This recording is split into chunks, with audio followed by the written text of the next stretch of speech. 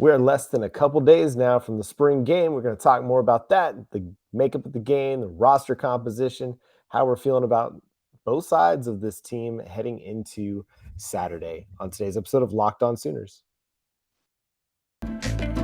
You are Locked On Sooners, your daily podcast on the Oklahoma Sooners, part of the Locked On Podcast Network, your team every day.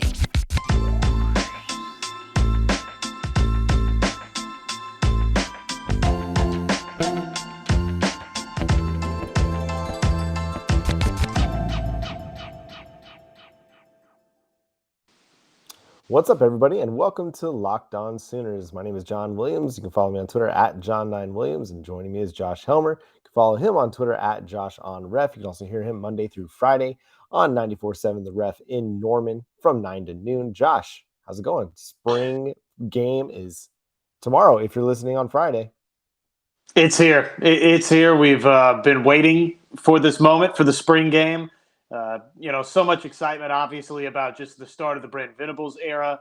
And if you're a regular listener to this here Locked On Sooners podcast, you know that I've sort of dubbed this the official start of the Brent Venables era. So the era is, well, it's here. It's underway, essentially, basically. Yeah, for all intents and purposes. And I think that's a great way to phrase it, because this is really the fans' first opportunity to see what a Brent Venables team might look like. Now, we're still kind of in its, maybe not in its infancy, but maybe it's the toddler years of putting together a Brent Venables characteristically styled team. And so it's really exciting. And I think in a lot of ways, now we didn't necessarily plan on talking about this, but in a lot of ways, it is a bit of a turning the page for Oklahoma. The last 4 months, even though we've tried to focus on the future, we've tried moving forward, we've tried to forget what happened on that fateful November Sunday after Bedlam. There just continues to be major media members on the West Coast that want to continue to prod Oklahoma, and a certain coach deciding to write a letter explaining his actions and his feelings about the whole transition. But this is like, okay, we get to see Brent Venables' team on the football field. And I think you're right. Like, this kind of sets a new era, sets a new stage for what Oklahoma football is going to be. And it's exciting. And I think the fans that are going to be there at the spring game are going to be fired up and ready to see this team on the field. I'm going to be there. I'm excited about going. My wife and my kids, we're all going together.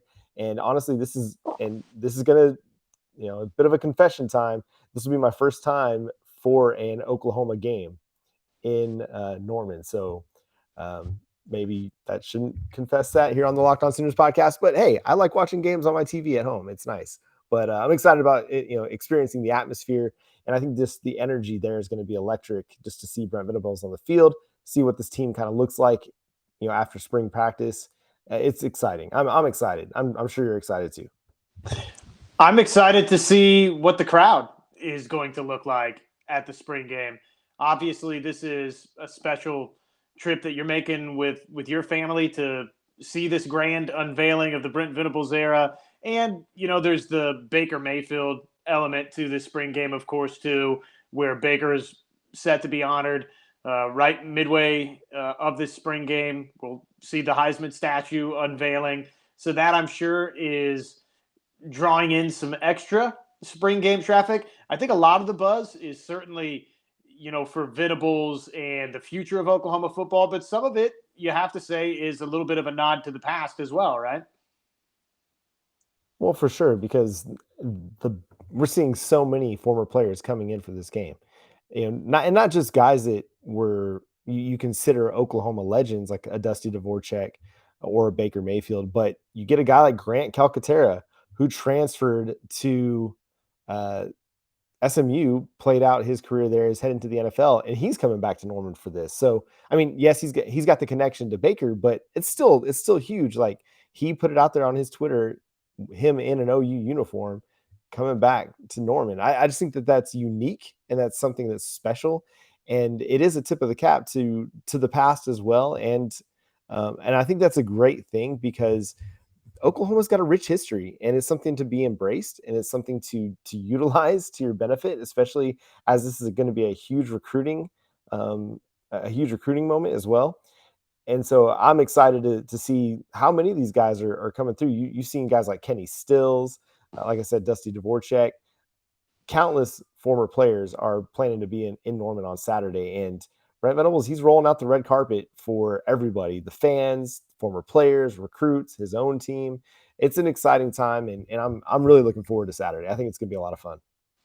I think that's wise of Brent Venables too, to make it a point early in his tenure to really welcome some of the old legendary faces back in this program. And so many of those guys again want to come be a part of celebrating Baker Mayfield and what he meant to the University of Oklahoma. But in general, when you start thinking back, a decade plus now to when Kenny Stills and that Cali trio arrived in Norman. I mean, I think it's important to foster those relationships and let a Kenny Stills, let a Tony Jefferson, who, oh, by the way, was tweeting out this week about the spring game as well, to let them know that, you're still a part of this thing.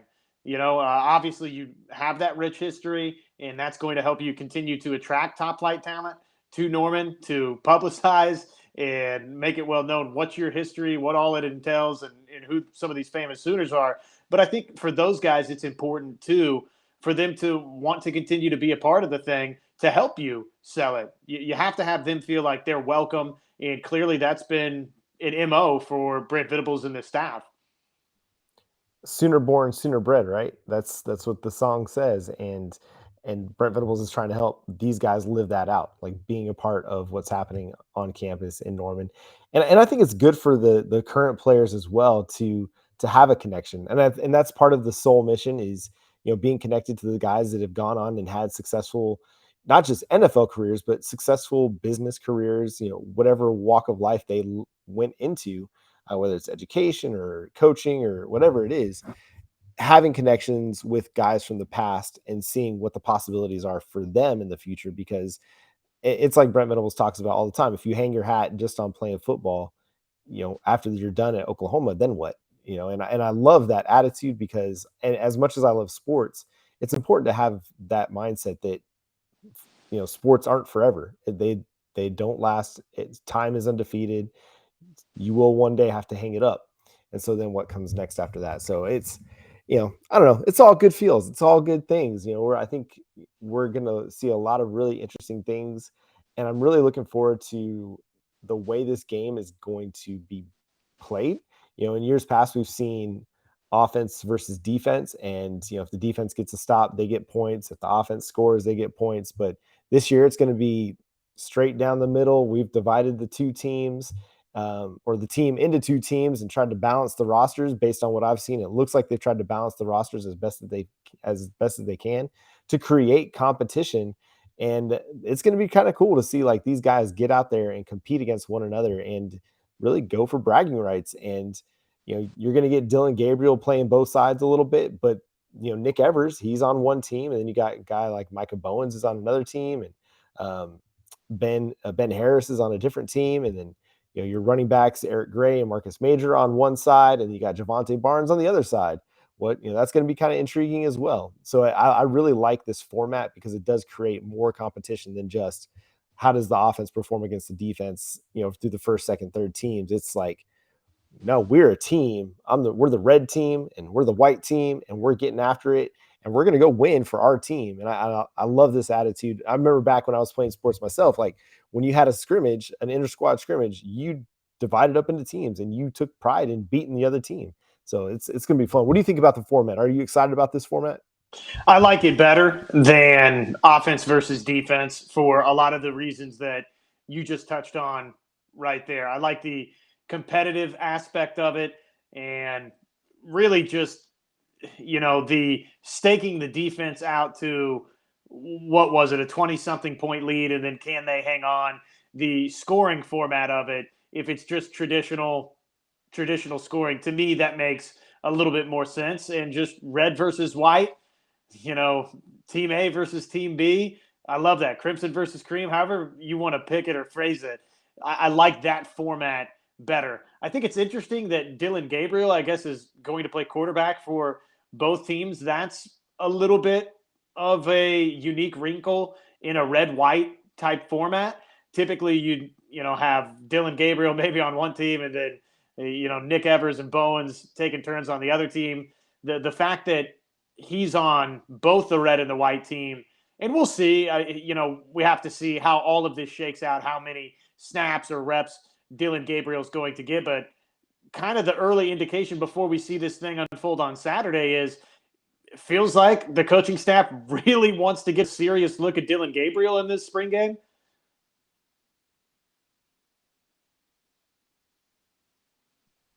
I think that's fair that, they're wanting to get an extended run, but I think what it also does is it provides, your starting level wide receivers with competent quarterback play that can get quality snaps. And this isn't to say that Nick Evers isn't going to be able to provide quality snaps, but this is the first kind of simulated game that they're going to be playing.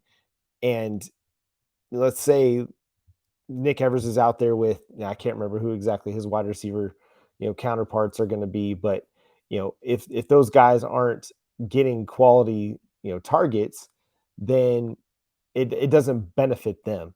It's like in the preseason in the NFL. Yes, you don't necessarily want to play your starter, but your starting quarterback. But if you don't play your starting quarterback, you might as well not even play your, some of your wide receivers either, because they might not get quality looks from, if you're a Dallas Cowboys fan, a guy like Cooper Rush, who is a backup undrafted free agent guy.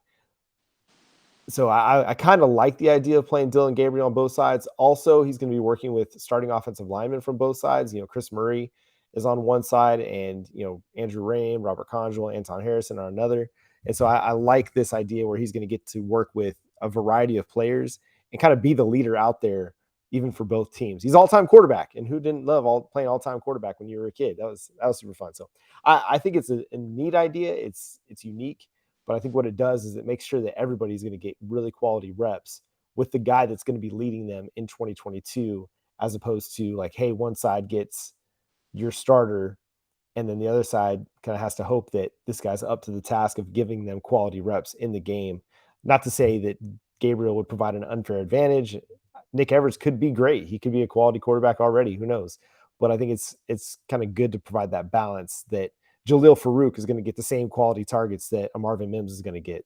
You know what I mean? So I kind of like it. I think it's different, but I think it's good for the team, and it's going to be good for the reps that they get on the field that day. So let's talk a little bit more about the roster makeup coming up next. First, I want to talk to you about Athletic Greens. If you're trying to get better gut health, there is no better time than to go to athleticgreens.com. This is a great time to look into providing yourself with great nutrients, great vitamins, and stuff that's not genetically modified. It's healthy, it's all natural, and one scoop a day can help you reclaim your gut health and arm your immune system with convenient daily nutrition. It's just one scoop in a cup of water every single day, and that's it. No need for a million different pills or supplements to look out for your health. You can get it all in Athletic Greens. And Athletic Greens is going to make it easy for you by giving you a 1-year free supply of immune supporting vitamin D and 5 free travel packs with your first purchase. All you have to do is visit athleticgreens.com/college. Again, that is athleticgreens.com/college to take ownership of your health and pick up the ultimate daily nutritional insurance.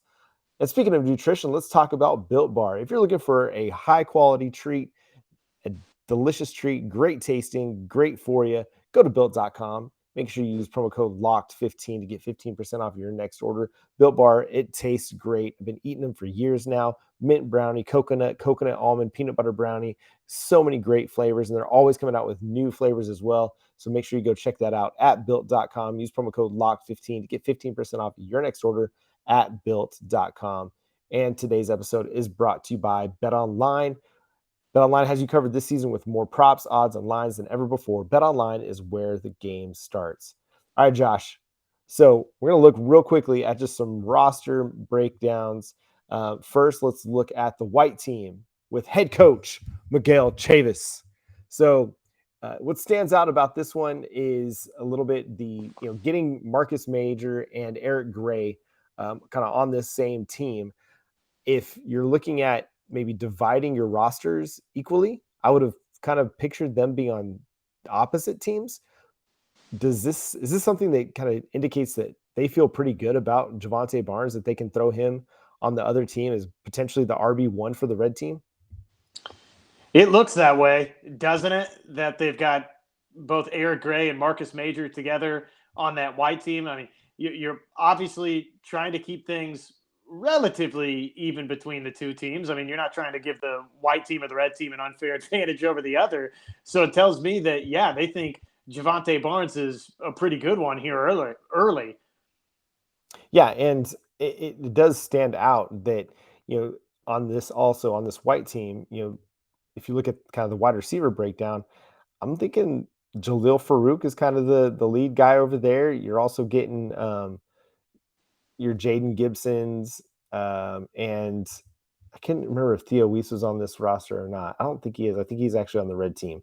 So like you're getting a guy like Jalil Farouk, Drake Stoops. Braden Willis is on the white team, so that gives you some veteran pass catching ability. But it looks like Jalil Farouk's going to get an opportunity to kind of be the lead guy with that white team. That's kind of interesting to me. Yeah, it's a good sign for him. I think that we sort of feel going into this thing, and not just talking about the spring game, but Oklahoma in 2022 in general, that, okay, we feel great about Marvin Mims, and we think we know that Theo Weiss, if he's healthy, can get back to a 2020 level and hopefully even exceed that. But then beyond that, what do you have? Okay, well, you've got somebody in Jalil Farouk who had a really, really nice Valero Alamo Bowl. It looks to me, with them splitting the wide receivers like this and pairing Farouk with a young one in Jaden Gibson and then another sort of veteran hand in Drake Stoops, tells me that, yeah, they're viewing Jalil Farouk sort of the same way that Javonte Barnes is getting viewed at running back for the red team.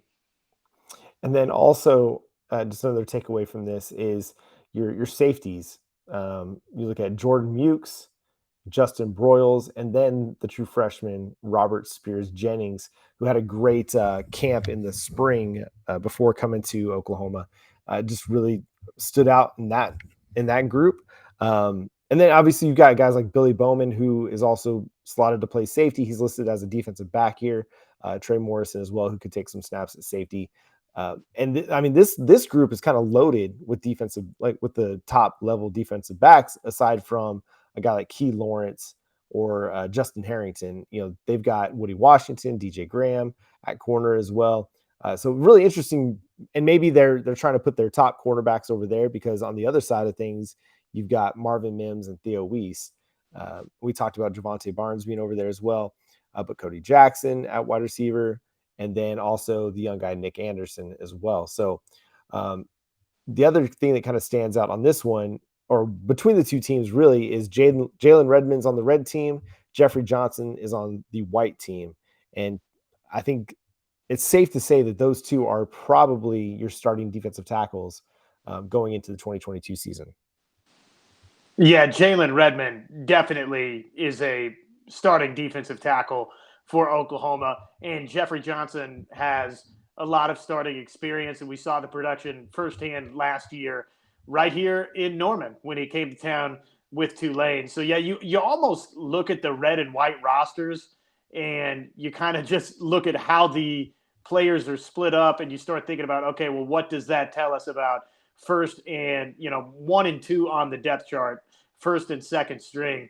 You were talking about those defensive backs on the white team, and another name I would mention is Trey Morrison over there, who transferred over obviously from North Carolina, and has a nice track record in terms of what he's done at a Power 5 level. So that's just another name in the defensive backfield that you have over there. That collection of red team wide receivers, man, that's pretty nice, pretty talented group over there for the red team. Brian Darby, we've seen him, not have the type of breakout singular performance that I think we saw Jalil Farouk have in the Alamo Bowl. But toward the end of last season, we even saw Brian Darby sort of get into the mix for Oklahoma, and he's on the red team as well. So it really does kind of, just looking at these rosters, look like it's matching up sort of your veteran wide receivers for the red team versus some veteran defensive backs over on the white team. And another thing that just really stands out too is the way that they broke up the linebackers, because on the red team, you got your young guns at linebacker. You got your Jaron Kanak, Kobe McKenzie, Danny Stutzman, the three guys that figured to be kind of the future of the linebacker crew. But on the white team is where you got your veterans, your David Agwebu, your Deshaun Whites. Um, and to me, that kind of stands out. The way that they broke those down, they're like, all right, we're going to throw these guys, these young guys, into the fire and see how well they're going to be able to handle it. And then at defensive end as well, you got Clayton Smith on the white team, along with Reggie Grimes as well. And on the red team is where you got Ethan Downs and Marcus Stripling. So to me, that also kind of shows you like, okay, maybe they're dividing up, and who knows exactly how they've got the depth chart laid out. We don't really know, but it is fascinating that they've divided all these guys up like this, because I would kind of tend to lean that maybe Reggie Grimes and Ethan Downs might be your leaders in the clubhouse to start. But Marcus Stripling is going to be right there as well. So is Jonah Laula. A lot of interesting names, and it's going to be really fun to see who stands out in this game, because they're going to need a good heavy rotation of playmakers on both sides of the football to replace all the guys that went to the NFL draft. No doubt. And the spring game is, again, the beginning of all of that. Who are going to step into some of these starting roles that have been vacated, both along the offensive line for Oklahoma, and some of that in the skill position offensively, just guys in Jaden Hazelwood and Mario Williams that transferred out.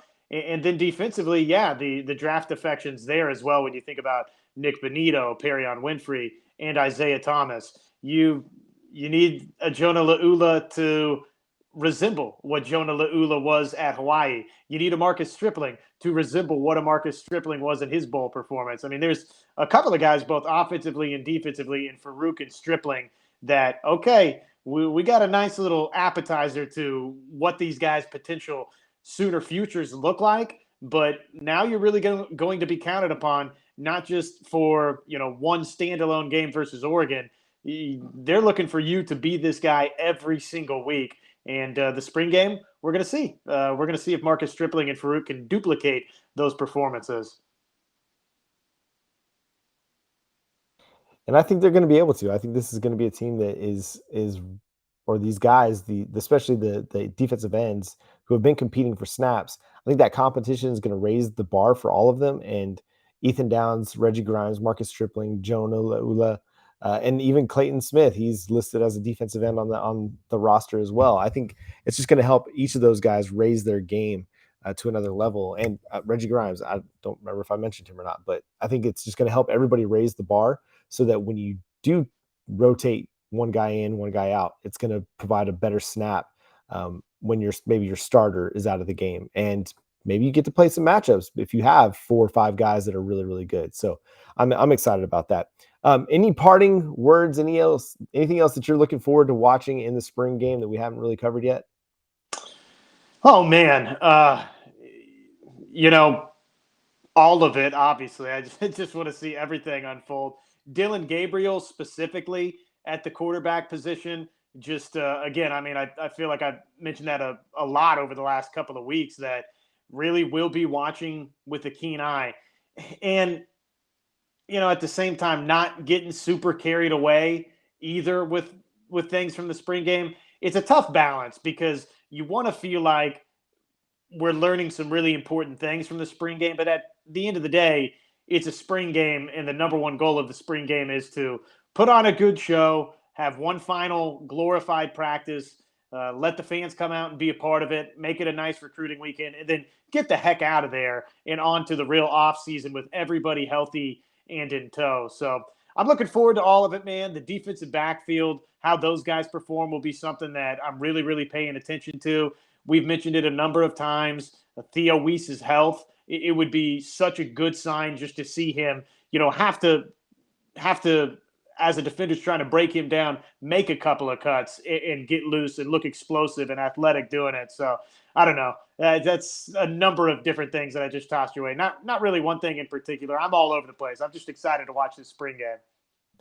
Yeah, football's back. Like I know the USFL kicked off, but like football's back with the spring game. Now it's only back for a day, and then we got to wait 4 more months. But it's pretty much back, so that's good. That's fun. But I think you're right. Like the thing to take away is the positives. Don't worry so much about the negatives. The negatives can be worked on. They're going to have things that aren't going to be clean. Execution might not be crisp. They're going to have some mental mistakes at times because, I mean, they haven't played a real football game in 4 months. They've practiced. They've had some scrimmages. They've done teamwork, but it's different when you get out there in front of fans and you get out there and you're having to run this thing like a game. It's just a different ball game. So when you're watching this game, don't sweat things if they're not clean yet. They've got time to work on those things. But if there's something that is positive that does happen, take that away. Like, hey, hold on to that because that could be good. Like, if Dillon Gabriel's showing good accuracy, like that's something that's going to translate down the road. If Theo Weiss does look healthy and he's making good cuts, that's something to look forward to for the spring. If your defensive ends are getting pressured, that's not necessarily a knock on the offensive line. That's just that means you've got good defensive ends. If you're able to get some good, run stuffs, that's a good thing for your defensive tackles. Just take away the positive things. Don't sweat so much the negatives because again, also when you're practicing against the same guys every week or every day for a month, you start to learn tendencies and you can take advantage of those things. So, there's some things that you can take away from it, but not everything is going to be like, set in stone at this point in 2022. We've got a long way to go to get to the regular season, but we're going to have a great time on Saturday. If you're not able to get out to Norman, you're going to be able to watch it on Soonersports.com. So make sure you check it out over there. Josh and I will be back to talk about our takeaways from the game sometime this weekend. So make sure you check that out wherever you get your podcasts. We're free and available on all podcast platforms and on YouTube as well. For Josh, I'm John. Happy spring game. Boomer Sooner. Talk to you next time.